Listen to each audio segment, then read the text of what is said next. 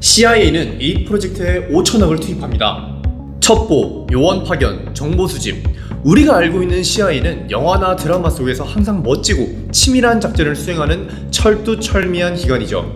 이렇게 치밀한 CIA가 과연 5천억 원을 어디에다가 투자했을까요? 스파이 위성? 최정예 요원 육성? 무기 개발? 그 무엇도 아닙니다. CIA가 고양이에게 5천억 원을 투자했다 라고 하면 믿어지시나요? 오늘은 CIA가 했던 모든 프로젝트 중에서 가장 황당하고 가장 기묘하고 심지어 CIA 내부에서도 우리가 이걸 왜 했는지 모르겠다 라고 말하는 전설의 프로젝트 어쿠스틱 키트에 대해서 알아보도록 하겠습니다. 1945년 2차 세계대전이 종전되면서 전 세계는 소련을 중심으로 한 공산진영과 미국을 중심으로 한 자유진영으로 양분됩니다. 이른바 냉전이 찾아온 것이죠. 미국과 소련은 그 어떠한 것도 양보할 생각이 없었습니다. 우주경쟁, 스포츠, 핵무기 개발 등등 모든 분야에서 경쟁했고 이 경쟁에서 패배하는 국가는 자존심을 구길 수밖에 없었죠. 이렇게 치열한 경쟁을 벌이는 두 국가에게 가장 중요한 것이 있었습니다. 바로 정보입니다. 첩보를 통해서 상대국이 무엇을 하고 있는지 아는 것이 굉장히 중요했습니다. 어떤 계획을 꾸미고 있는지, 과정이 어떻게 되는지, 결과가 어떻게 되었는지 알아야 경쟁에서 앞서 나갈 수 있으니까요. 이때 정보 수집을 담당했던 미국 첩보기관인 CIA는 그 누구보다 정보에 대해서 갈구합니다. 정보를 내놔!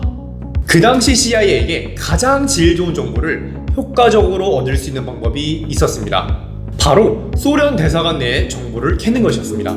그래서 CIA는 곧장 실행에 옮기려 합니다. 좋아, 그럼 소련 외교관들의 대화를 엿듣자. 그런데 이 방법에는 한 가지 문제점이 있었습니다. 소련 외교관들이 워싱턴 DC에 있는 소련 대사관 주변에서 산책하거나 벤치에서 대화를 나누는 모습이 종종 포착되는데 그들을 몰래 도청할 방법이 없었다는 것. CIA는 다시 고민에 빠집니다. 무슨 방법이 좋을까?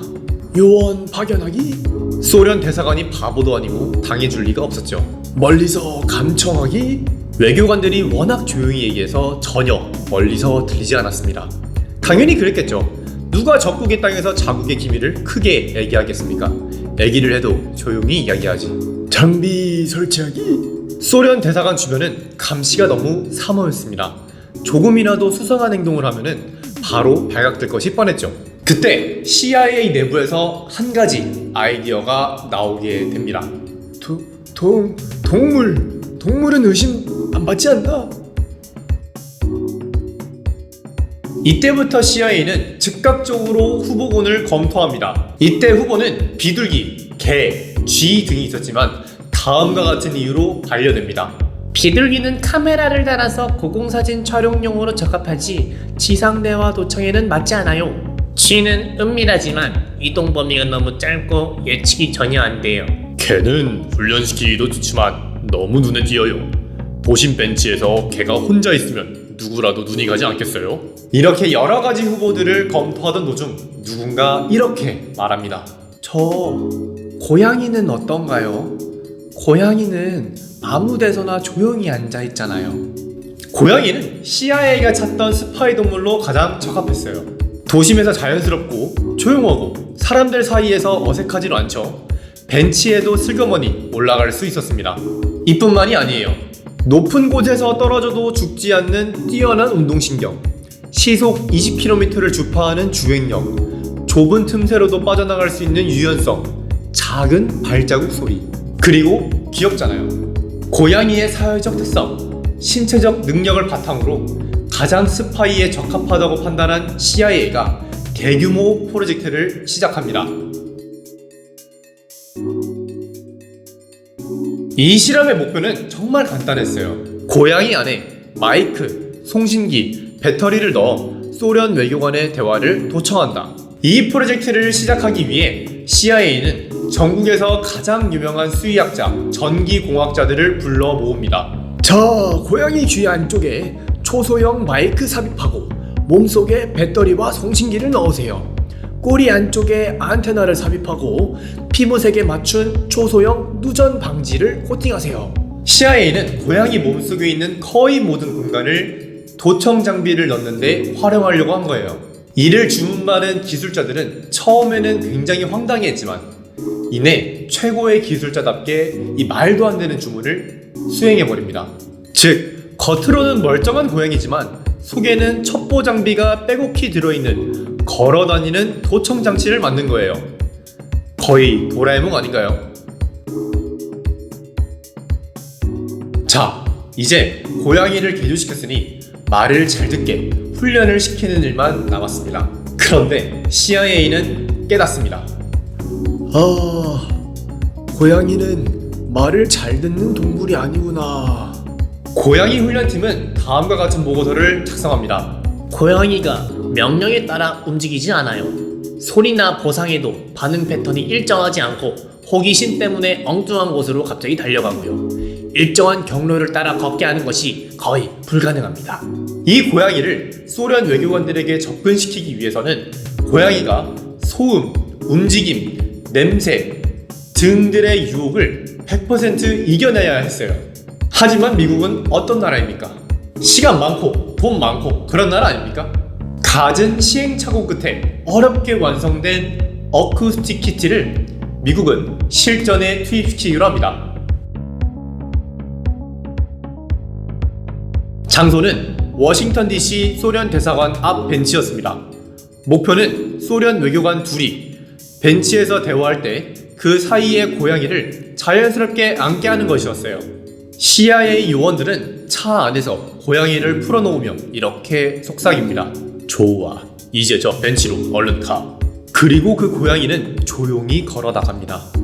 이제 고양이가 무사히 벤치에 도착할 일만 남았어요. 그런데 고양이가 길을 건너려는 그 순간 택시에 치여버립니다. 5천억짜리 고양이가 택시에 치여버린 것이죠. CIA는 이 사건을 이렇게 기록합니다. 환경적 요인으로 인해 임무가 즉시 종료되었다. 이 고양이가 택시에 치였다, 아니다 등의 진실 공방은 있지만 CIA는 이 사건을 통해서 한 가지 중요한 결론을 내립니다.